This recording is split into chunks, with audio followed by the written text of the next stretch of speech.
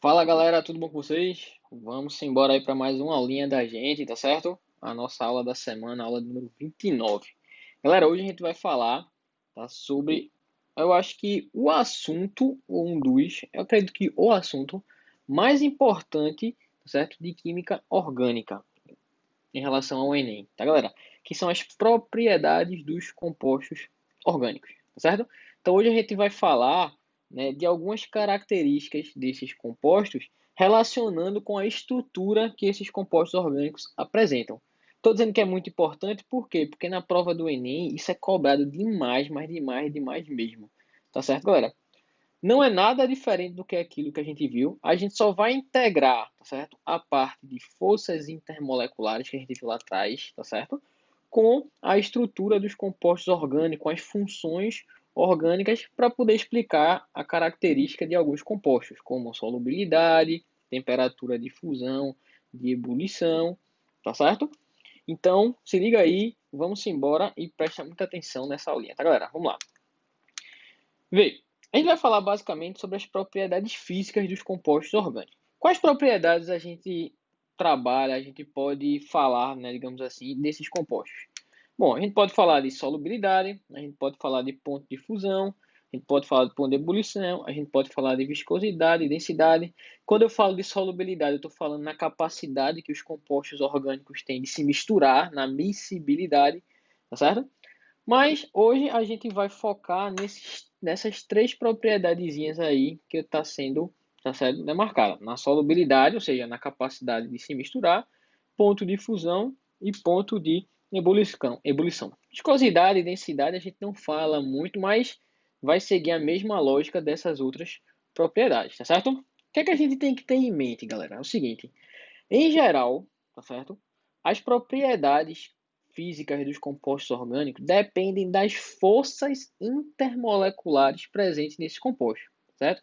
Então, se o composto apresenta um certo tipo de força mais intenso ou menos intenso, ele vai apresentar propriedades físicas,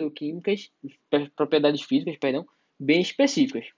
Ou seja, vai depender, na verdade, do caráter polar ou apolar da molécula. Lá atrás, a gente aprendeu que uma molécula orgânica, uma molécula não necessariamente orgânica, mas uma molécula geral, uma substância, ela poderia ser polar ou não, certo? Se a gente fizesse o somatório daqueles vetores, né, dos momentos de polar desse zero, a substância era apolar. Se a gente fizesse o somatório e desse diferente de zero, ela é polar. Só que aqui nos compostos orgânicos, galera, em geral, a gente vai falar não de ele ser polar ou não, mas a gente vai falar de um caráter mais polar ou um caráter mais apolar, tá certo? Alguns compostos, como hidrocarbonetos, tá certo? Tem uma polaridade muito, muito baixa que a gente diz que praticamente eles são apolares. Mas a grande maioria dos compostos, né, ele tem um caráter que pode tender à polaridade ou pode tender à apolaridade. Então, se a gente conseguir identificar nos compostos quando o caráter é mais polar do que apolar, a gente consegue, tá certo, explicar ou predizer todas essas propriedades físicas. Beleza? Aí vamos lá. Como é que a gente vê a polaridade de um composto orgânico? É bem simples, galera. Se você pegar um composto orgânico, tá certo? E você analisar a sua estrutura, tá certo? E perceber que tem uma grande quantidade de carbono e hidrogênio, ou seja, tem uma cadeia carbônica muito longa, 12, 13, 14, enfim, muitos carbonos, tá certo? Essa grande quantidade de carbonos e hidrogênios confere um caráter apolar para a minha estrutura, tá certo? Um caráterzinho apolar. Já se a sua estrutura orgânica apresentar uma grande quantidade, uma maior quantidade de hidroxilas ou de estruturas NH, a gente vai dizer que o meu composto tem mais um caráter polar. Por que hidroxila e NH, galera? Porque hidroxila e NH são as estruturas, né, na química orgânica e na química inorgânica que vão realizar aquelas pontes de hidrogênio, né? Aquelas interações bem intensas que a gente estudou lá atrás em química geral. Então é bem simples. Analisou o composto. Geralmente a gente vai ser perguntado, né, em relação a comparar dois compostos. Então, se você for comparar compostos, tá certo? E analisar o seu caráter polar ou não, é simples. Se ele tiver muito carbono e hidrogênio, ele tende a ser apolar. Já se ele tiver muito OH e NH, perdão, ele vai ter um caráter polar mais acentuado. Por exemplo, vamos lá. Dois compostozinhos, dois álcools. Se você olhar direitinho, galera, os dois álcools apresentam o quê? Hidroxilas, tá vendo? Então, essas hidroxilas são estruturas que conferem uma polaridade ao meu composto, beleza? Só que o carbono aqui da esquerda, ele apresenta uma cadeia carbônica pequena, e o álcool aqui da direita, ele apresenta uma cadeia carbônica maior, 5 carbonos. Como aqui a cadeia carbônica é maior do que do lado esquerdo, a gente diz o seguinte, que esse composto aqui do lado direito, ele tem um caráter mais apolar, e o do lado esquerdo tem um caráter mais polar. Por que esse aqui tem um caráter mais apolar? Porque ele tem uma cadeia carbônica maior, tá certo? Então, esse álcool aí de cadeia carbônica maior vai ser mais apolar do que esse de cadeia carbônica menor, tá bom? Vamos ver aqui outro composto, ó. Dois ácidos carboxílicos, beleza? Um que tem aqui 4 carbonos, outro aqui que tem mais. Tem 1, 2, 3, 4, 5, 6, 7, 8, beleza? O que acontece? Os dois têm uma carboxila, que dentro dessa carboxila existe uma hidroxila que vai fazer ponto de hidrogênio, certo? Então a estrutura que confere uma polaridade para os dois ácidos é a mesma. Mas qual é a diferença? A diferença é que esse ácido aqui da esquerda, ele apresenta uma cadeia carbônica menor do que o ácido da direita. Logo, o ácido aqui que tem uma cadeia carbônica maior, tem mais carbono, vai ser mais apolar do que esse ácidozinho que tem uma cadeia carbônica menor. Tá certo? Então a gente vai sempre comparar analisando isso, a quantidade de carbonos e a quantidade de hidroxilas ou de NHs. Vamos lá. Ó, esse álcool daqui, eles têm a mesma quantidade de carbonos. Aqui é a glicerina e aqui é o propanol, tá certo? Glicerina e propanol. Mas se você for olhar direitinho, a glicerina ele tem 3 hidroxilas que fazem pontos de hidrogênio, ou seja, dá um caráter polar bem acentuado. Enquanto o propanol só tem uma hidroxilazinha. Então o que é que eu posso dizer? Posso dizer que a glicerina é mais polar e esse cara daqui, o propanol, ele é mais apolar. Tá certo? Por quê? Por causa da diferença na quantidade de hidroxilas. Certo? Olha para esses compostos aqui. Galera, você não precisa contar exatamente, tá certo, o número de carbonos e comparar, certo? Isso é mais uma percepção geral. Se você meter o olho aqui nesses dois compostos, você já observa que eles têm uma grande quantidade de carbonos. Tem uma cadeia carbônica aqui bem longa, ó, um monte de carbono, não vou nem contar. E aqui também. Mas qual é a diferença de um composto para o outro? Nesse da direita aqui, só existe carbono e hidrogênio. Então, esse cara daqui, ele com certeza tem um caráter apolar muito alto. Já esse da esquerda, ele apresenta aqui, ó, duas hidroxilazinhas. Então, ele vai ter um caráter polar mais acentuado. Galera, veja, eu estou fazendo uma comparação. Se eu for pegar esse composto da esquerda, como ele tem muito mais carbono do que hidroxila, esse cara daqui ele tem uma polaridade bem baixinha também. Só que essa polaridade vai ser um pouco maior do que do composto da direita.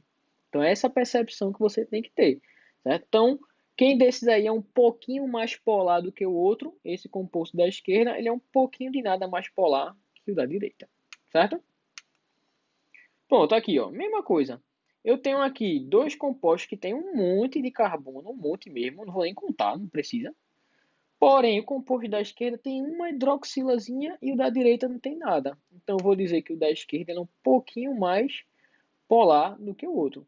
Se você for na prática, a polaridade dos dois é muito, mas muito baixa. Por quê? Porque a quantidade de carbono é muito grande. Porém, se eu for comparar, eu tenho que admitir que o da esquerda é um pouquinho de nada mais polar. Beleza, galera? Então, é assim que a gente vai observar a polaridade. É muito importante observar a polaridade, por quê? Porque a polaridade vai dar a ideia das forças intermoleculares. Sabendo as forças intermoleculares, a gente pode prever a questão da solubilidade, tá certo? Então, a depender da polaridade do composto, ele vai ter uma tendência ou de se dissolver em água ou de se dissolver em um solvente apolar. Basicamente, galera, a solubilidade da gente aqui a gente vai analisar em duas situações. Ou na água, que é um solvente muito polar, que é o que a gente basicamente usa, ou em um outro solvente apolar, que pode ser qualquer outro composto orgânico apolar líquido, né? Pode ser benzeno, pode ser hexano, pode ser ciclohexano, desde que seja líquido. Então a gente vai fazer sempre essa análise, esse comparativo entre ah, entre a dissolução em água ou a dissolução em um composto, em um solvente apolar. Beleza? Então, mesmo esquema. Ó. Quanto maior a quantidade de carbono e hidrogênio, maior vai ser o caráter apolar. E aí lembra lá atrás, ó, compostos que têm polaridade semelhante, eles tendem a se misturar. Então, se o composto tem um caráter apolar maior, ele vai se dissolver em solventes apolares. Já se o composto apresentar muito OH ou muito NH ou NH2, ele vai ter um maior caráter polar. Se ele tem um maior caráter polar, ele vai se dissolver melhor em quê? Em solventes que são polares, em outras palavras, vai se dissolver melhor na água. Então tá vendo? Ó, se a gente entender bem, analisar a estrutura, ter uma noção boa de polaridade do composto orgânico, a gente vai falar da solubilidade dele. Por exemplo, olha esses dois álcools, um de cadeia pequena e um de cadeia grandona. Se a cadeia aqui grandona, essa cadeia carbônica é maior do que essa, então eu posso dizer que esse composto ele é mais apolar do que o da esquerda. Então o que é que eu posso dizer? O da esquerda aqui, ele deve ser mais solúvel em água do que o álcool da direita, e o álcool da direita deve ser mais solúvel em um solvente apolar do que o da esquerda. Lembra que eu estou sempre comparando, tá, galera? Pode ser que a solubilidade nem seja tão grande, mas de maneira comparativa, o que tem a cadeia carbônica menor dissolve mais em água e o que tem a cadeia carbônica maior vai dissolver mais no solvente apolar. Por exemplo, olha esses dois aqui, certo? Aqui só tem carbono e hidrogênio. Aqui ainda tem duas hidroxilas. Então, nesse hidrocarboneto aqui, eu tenho um caráter apolar muito acentuado. Então, ele vai se dissolver no solvente apolar. Já aqui eu tenho uma cadeia carbônica pequena, mas tem duas hidroxilas. Então o caráter polar desse cara é bem alto. Então ele vai dissolver melhor, vai ser mais solúvel em água. Beleza? Vamos para outro exemplo. Pronto. Vê isso aqui, ó. Se você olhar direitinho, foi um exemplo que eu usei antes. Os dois compostos têm uma cadeia carbônica imensa. Certo? Cadeia carbônica imensa. Porém, o da esquerda tem duas hidroxilazinhas, o da direita não tem nada. Então, a polaridade desse composto da esquerda é um pouco maior que o da direita, mas é muito pequena ainda, certo? Então, esse cara aqui se dissolve em água, se dissolve, mas se dissolve bem pouquinho. Já esse da direita aqui não se dissolve praticamente nada em água. Então, posso dizer que esse cara daqui é mais solúvel em água do que o da direita. Lembra que eu estou sempre comparando, tá, galera? E o da direita é mais solúvel em um solvente apolar que o da esquerda. Certo? Embora essa solubilidade em água seja baixinha, mas esse cara vai se dissolver mais do que o outro. É sempre um em relação ao outro. Tá certo? Galera, como a química orgânica, na química orgânica, a gente tem uma possibilidade de formar uma grande quantidade de compostos e de estruturas as mais diversas possíveis, é possível que a gente possa encontrar na química orgânica espécies químicas que são anfifílicas. O que são espécies químicas que são anfifílicas ou anfipáticas? São bem importantes para a gente, tá bom? São substâncias que apresentam uma capacidade acentuada, razoável, né, de se dissolver tanto em água como em solventes que são apolares. Então, alguns tipos de substância na química orgânica se dissolve tanto em água como em solvente apolar. Então, ela tem essa capacidade dupla, digamos assim. Elas são anfifílicas. Anfi, ambos, né? Fílica, afinidade. Tá certo? Como é que a gente observa um composto anfifílico? Composto anfifílico, na verdade, eles apresentam em sua estrutura duas partes. Uma parte que tem um caráter apolar, geralmente uma cadeia carbônica, e outra parte que tem um caráter polar. Os álcools são um exemplo muito forte disso, né? Álcools de cadeia carbônica não tão grandes, eles apresentam uma parte aqui, ó, apolarzinha, correspondente à cadeia carbônica, e uma hidroxila que confere uma polaridade. Então, se você pegar esse álcool aqui, o etanol ou até o pentanol mesmo, colocar dentro de um solvente orgânico, tipo hexano, tipo benzeno, tipo gasolina, tá certo? Ele se dissolve. Mas se você botar o etanol também em água, ele vai se dissolver também. Um exemplo prático disso é a gasolina comercial, né? você sabe que a gasolina comercial ela é uma mistura de etanol com gasolina, mostrando que o etanol, tá certo? Ele se dissolve bem na gasolina. Tem aí uma proporção de 20, 25%, tá certo? E o álcool comercial, aquele álcool 70 aí que a gente está usando muito, né? Ele é uma mistura de etanol com água. Então, essa substância tanto se dissolve em compostos que são apolares, como se dissolve em compostos que são o quê? Polares. Então, essa substância é chamada de quê? De anfifílicas, tá certo? Lembra, ó, tem que ter uma solubilidade acentuada, assim, razoável nos dois tipos de compostos. Se você pegar, por exemplo, esse álcool e aumentar muito a cadeia, aí o caráter apolar já vai ser muito mais acentuado, então ele não vai ser mais anfifílico. Então ele teria que ser, né, uma espécie química com a cadeia carbônica não tão grande, tá bom? Outras substâncias anfifílicas que são muito importantes, galera, são os nossos sabões, tá certo? E sabões, vira e mexe, tá caindo na prova da gente, tá? Então é muito interessante a gente entender a estrutura deles, tá certo? Se eles são substâncias anfifílicas, eles interagem muito bem com espécies químicas apolares, as gorduras, e também interagem bem com a água, solventes polares, tá certo? É exatamente por causa disso que eles têm essa ação de limpeza que a gente utiliza bastante. A estrutura de um sabão, galera, nada mais é do que o sabão, ele é um sal de um ácido graxo. O que é um sal de um ácido graxo? É um sal de um ácido carboxílico que tem cadeia longa, tá certo? Pelo fato dele ser um sal de um ácido graxo, ele vai apresentar em sua estrutura uma cadeia carbônica grande, 10, 12, 13 carbonos, tá certo? Que vai ter um caráter apolar, que consegue se dissolver, que consegue se misturar, interagir bem com óleos e gorduras, ou com qualquer estrutura apolar. Eu estou focando em óleos e gorduras porque eu vou falar do mecanismo de limpeza, tá bom? E tem aqui uma carboxila, um carboxilato, o íon, tá vendo? Íon tem carga elétrica. Se tem carga elétrica, interage muito bem com a água. Então, todo sabão apresenta estrutura assim, cadeia carbônica longa e o íon carboxilato, certo? Então, sabões são sais de ácidos graxos, certo? Os sabões, eles são produzidos através de uma reação que a gente chama de saponificação. É você pegar um óleo ou uma gordura, que é um glicerídeo, que é um triglicerídeo, reage com a base forte, tá bom? Pode ser hidróxido de sódio ou hidróxido de potássio. E como produto você vai formar os sais de ácidos graxos, que são os sabões, e como subproduto a glicerina. A gente chama isso de uma reação de saponificação, certo? Então, óleo mais gordura, que é um triglicerídeo, mais uma base forte, vai dar um sal de ácido graxo, que é a molécula do sabão, e a glicerina. Como é que o sabão atua? É assim, galera, ó. Quando você tem aqui um óleo, uma gordura, uma sujeira, certo? Numa superfície, se você passar só água, você consegue tirar um pouco dessa estrutura pelo atrito, né? Mas grande parte vai ficar. Por que fica? Porque a água não consegue dissolver, interagir com aquela estrutura e arrastar ela da superfície da camisa, do tecido, por exemplo. Então, o que é que o sabão faz? A parte apolar do sabão interage com a gordura, que são essas perninhas, tá vendo? Esses tracinhos escuros. E a parte polar, que é o carboxilato, ele fica para fora, né, da estrutura. Então, o sabão ele tem a capacidade de formar uma camada elétrica na superfície da gordura. E aí, ó, essa camada elétrica, ela consegue interagir bem com a água e a água consegue arrastar essa estrutura, tá certo?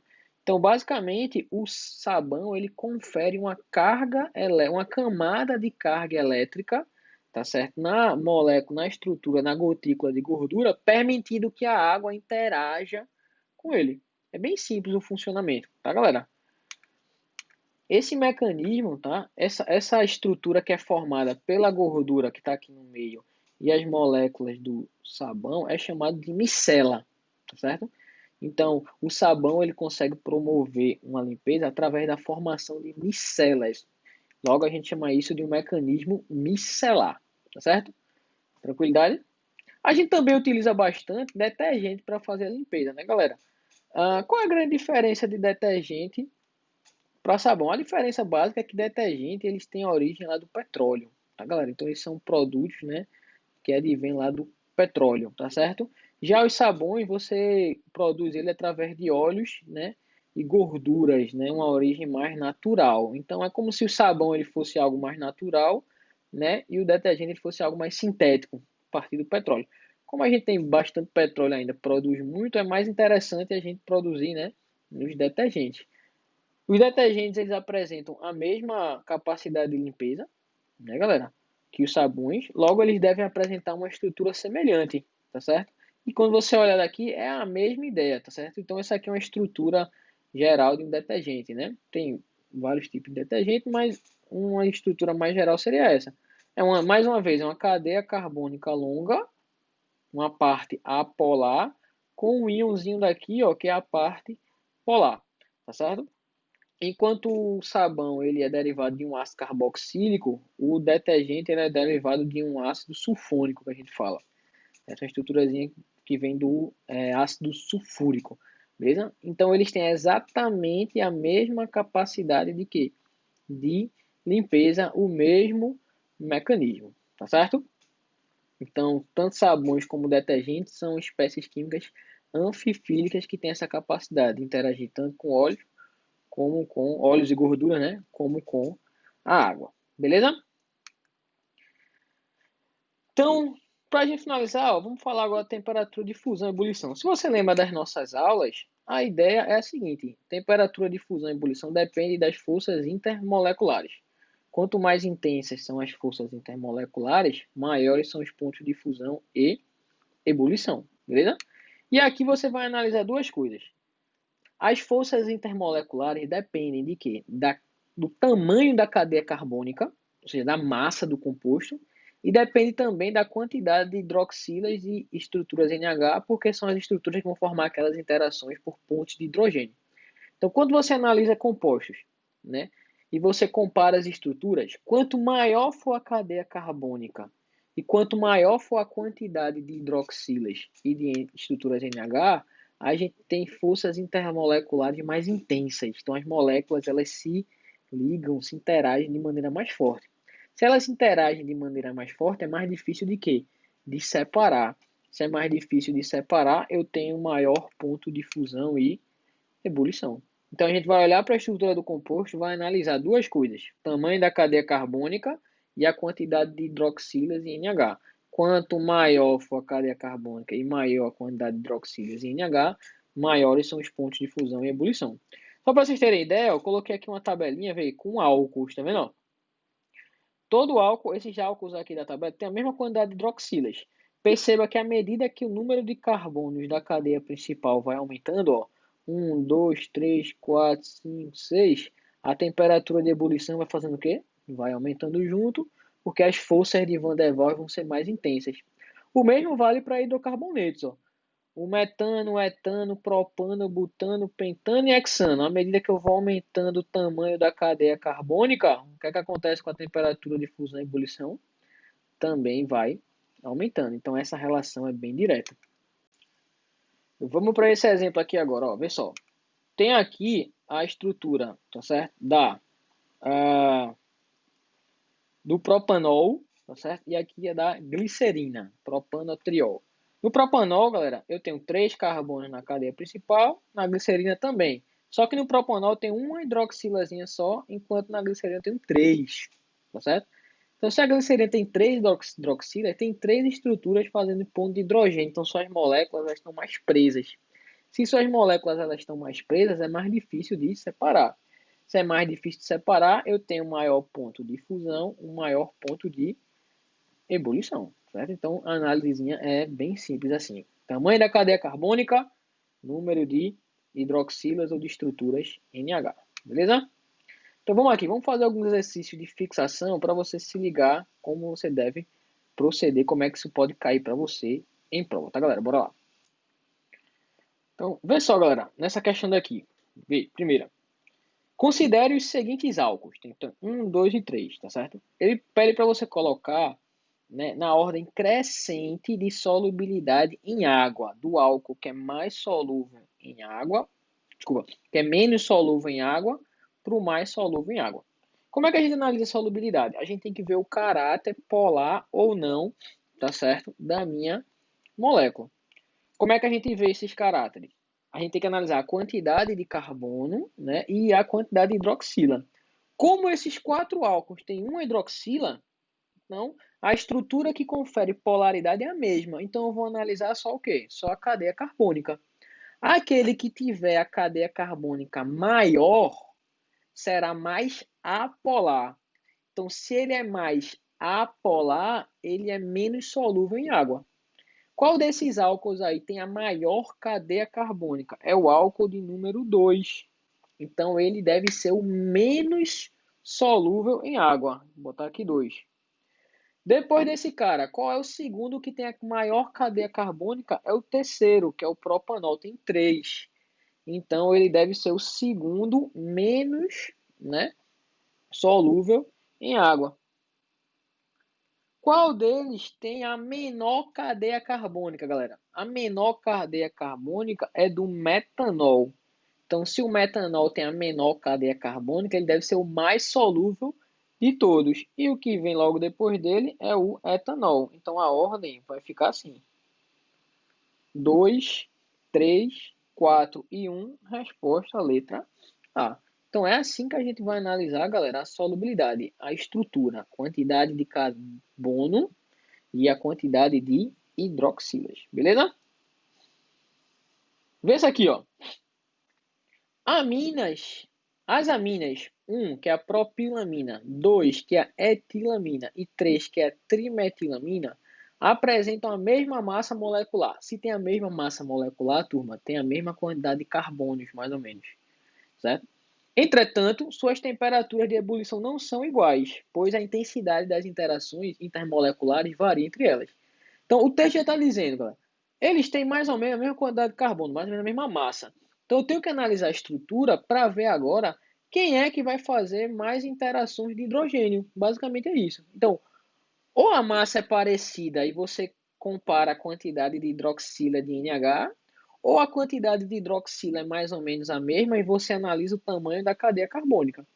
Então, lembrando, quanto mais grupamentos NH, né, quanto mais hidrogênios ligados ao nitrogênio, mais ponto de hidrogênio ele faz. Quando eu olho essas 3 aminas, ó, a amina de número 1, ela apresenta 2 hidrogênios ligados ao nitrogênio. A amina de número 2 só apresenta um hidrogênio, ligado ao nitrogênio. E a de número 3 não apresenta nenhum hidrogênio ligado a nitrogênio, ou seja, não faz ponto de hidrogênio. Então, aquela que deve ter as interações mais fracas deve ser a terceira. Se ela tem interação mais fraca, o ponto de fusão e ebulição deve ser o menor. Aquela que tem as interações mais fortes deve ser a primeira. Por quê? Porque ela faz mais ponto de hidrogênio. Então, ela deve ter o maior ponto de fusão e ebulição. E a intermediária é a de número 2. Então, se eu analisar um como maior ponto de fusão, 3, ou de ebulição, 3 como o menor deles e a 2 a do meio, a resposta vai ser exatamente a letra A. Tá certo? Perceba que esse tipo de questão ele é bem direta. Se você está bem ligadinho aí no que é que você deve procurar, no instante você vai fazer a questão. Beleza, galera? Vamos para o terceiro agora, ó. Vê, isso é bem legal. A cromatografia é uma técnica de separação de substâncias orgânicas a partir da polaridade das moléculas. Então você vai separar de acordo com a polaridade. Admita que um corante natural foi analisado por essa técnica e que sua composição apresenta as seguintes substâncias. Então você tem aí, vou até tirar o zoom, você tem aí um corante que tem 3 substâncias dentro. Após a separação cromatográfica, as moléculas do corante se distribuem em 2 fases, certo? Na primeira, verificam-se as moléculas com grupamentos polares e na segunda, a molécula apolar.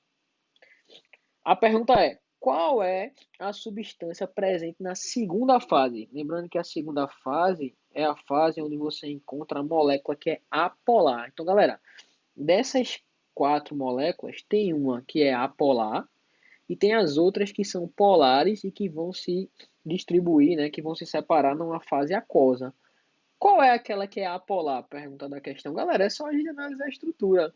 O que é que dá o caráter apolar mesmo? É carbono e hidrogênio.